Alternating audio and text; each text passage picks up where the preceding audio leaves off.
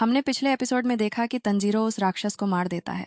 अब देखते हैं इस एपिसोड में क्या होता है। एपिसोड का आगाज होता है जब तांजीरो सोच रहा होता है, अगर मैंने 12 किजुकी में से किसी का खून चुरा लिया तो नेजुको की दवा जल्द ही बन जाएगी। फिर तांजीरो इनोसुके के पास जाता है और पूछता है, तुम ठीक हो? तुम्हारा खून बह रहा है? फिर इनोसुके कहता है, मैंने तुमसे पूछा था कि तुमने उस चीज को हराया है या नहीं। तंजीरो कहता है, हाँ, मैंने कर दिया। लेकिन वैसे इनोसुके, तुम कैसे महसूस कर रहे हो? फिर इनोसुके कहता है, जो कुछ तुम कर सकते हो वह मैं भी कर सकता हूँ। मेरा सिर तुमसे भी मजबूत होगा। यही सब वह बकवास करने लगता है। इसी बीच जेनित्सु को कोई मकड़ी काट लेती है। जेनित्सु पीछे मुड़कर देखता है और एक छोटे से मकड़ी के बच्चे को देखता है। उसकी हालत देखकर ऐसा लगता है जैसे उसने भूत देख लिया हो। वह चिल्लाते हुए भागने लगता है। ये इंसानी चेहरे वाली मकड़ी है। वहां पहुंचने पर जेनित्सु कहता है, हे भगवान, यह कोई बुरा सपना क्यों नहीं है? फिर जेनित्सु वहां पहुंचता है जहां इंसानों को मकड़ों में बदला जाता है। मकड़ी उसे रोकती है और कहती है, अरे रुक जाओ, बैटल तो अभी शुरू हुआ है। फिर जेनित्सु वहां से भागता है और राक्षस कहता है, भागने का कोई फायदा नहीं है, तुम पहले से ही हार गए हो। जेनित्सु पूछता है, तुम्हारा मतलब क्या है? मकड़ी जवाब देती है, अपना हाथ देखो। जेनित्सु जैसे ही अपना हाथ देखता है उसे पता चलता है कि उसे मकड़ी ने काट लिया है। मकड़ी कहती है, तुम जल्दी ही मकड़ी में बदलने वाले हो। फिर जेनित्सु बहुत डर जाता है और राक्षस कहता है, 30 मिनट बाद तू मेरा गुलाम बन जाएगा।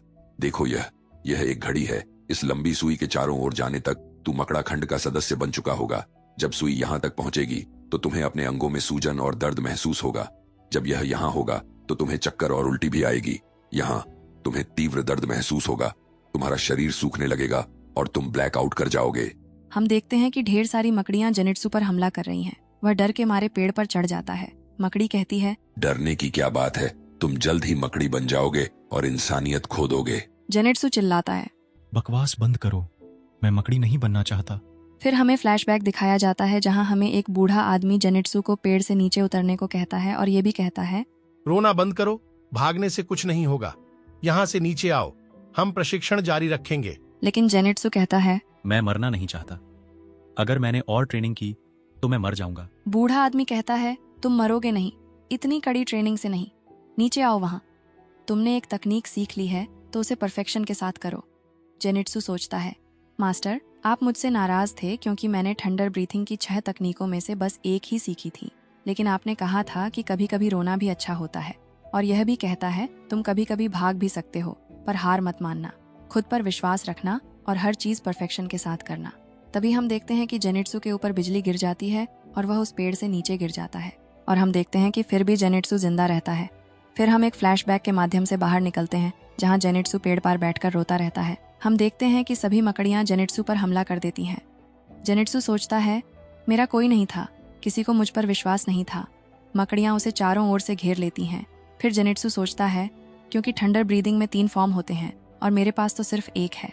अचानक जेनित्सु अपनी थंडर पावर से सभी मकड़ियों को दूर कर देता है। हम उसकी असली शक्ति देखते हैं जब वह थंडर स्पीड से इधर उधर भागता है और मकड़ी का गला धड़ से अलग कर देता है। यह सब इतनी जल्दी होता है कि मकड़ी को पता भी नहीं चलता। मकड़ी कहती है, मुझे नहीं पता था कि मेरा गला धड़ से अलग हो गया है। और वह जलकर राख हो जाती है। जेनित्सु घर के ऊपर जाकर सोचता है, अब क्या करूं? उसकी स्पैरो किसी को बुलाने के लिए उड़ जाती है। जेनित्सु को याद आता है कि उसके मास्टर ने कहा था, अपनी ब्रीदिंग तकनीक से जहर को धीमा करने की कोशिश करो, चाहे वो दर्दनाक क्यों ना हो। आसान रास्ता न चुनने की कोशिश करो, वरना दादा तुम्हें सजा देंगे।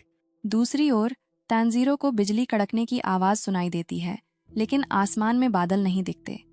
तभी एक राक्षसी उसके सामने आ जाती है और वह उसका पीछा करने लगता है।